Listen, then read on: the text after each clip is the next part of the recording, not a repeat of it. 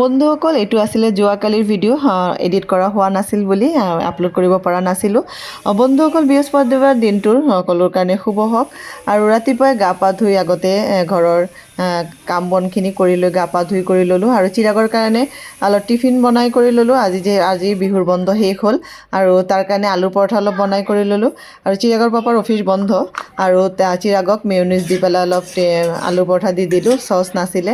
আৰু বন্ধুসকল তাৰ আজি অলপ সময় আছে বাছ আহাৰ আৰু তাৰ কাৰণে চাহ একাপ খাই কৰি লওঁ। আৰু বন্ধুসকল নহ'লে তাক উঠাই দি আহি তাৰপিছতে চাহ একাপ খাই লওঁ। আজি যিহেতু সময় আছে ভাবিলোঁ চাহ অকণ খাই কৰি লওঁ আৰু পিঠা দি চাহ খাই কৰি ল'লোঁ। আৰু মই আৰু মোৰ কাৰণে লাল চাহ নবনালোঁ, চিৰাগৰ পাপাৰ পৰাই মোক অলপ চাহ দিছে। আৰু ভাগ বাতৰা কৰি খোৱাৰ মজাই কিন্তু বেলেগ আৰু বিশেষকৈ চাহ। আৰু চিৰাগক বাছত উঠাই দি কৰি আহি ঘৰটো অলপ ধুনীয়াকৈ জাপি কৰি ল'লোঁ। আৰু বন্ধুসকল আজি যিহেতু বৃহস্পতিবাৰ দুপৰীয়া সাঁজটো নিৰামিষ বনাম আৰু কি বনাওঁ এইখিনি বাৰু আপোনালোকৰ লগত শ্বেয়াৰ কৰিম যিমানখিনি পাৰোঁ। আৰু বন্ধুসকল আজি গধূলা এফালে যাম, ক'ত যাম এইখিনি বাৰু ভিডিঅ'ত আপোনালোকক দেখাম। আৰু এইকেইদিন যে বিহুত অহা যোৱা কাপোৰ আৰু চিৰাগৰ পাপা ফুৰিব গৈছিলে যে এইখিনি কাপোৰ ধোৱাৰ পিছতে চব বিছনাতে জাপি কৰি থলোঁ আৰু ভৰোৱা হোৱা নাছিলে আৰু ঘৰটো একদম হেলো হৈ আছে।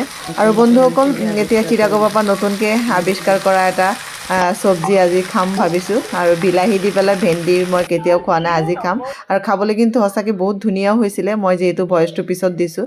আৰু বন্ধুসকল চিৰাগ স্কুলৰ পৰা অহাৰ সময় হ'ল, তাৰ কাৰণে অলপ তৰমুজৰ জুচ অলপ বনাই কৰি ল'লোঁ। আৰু তৰমুজৰ জুচখিনি আমি খালোঁ বিট লবণ দি, মানে ক'লা নিমখ। খাবলৈ কিন্তু বহুত ধুনীয়া হৈছিলে, তাৰ কাৰণেও দিছিলোঁ, কিন্তু ই নিমখ দি খাই ভাল পোৱা নাই।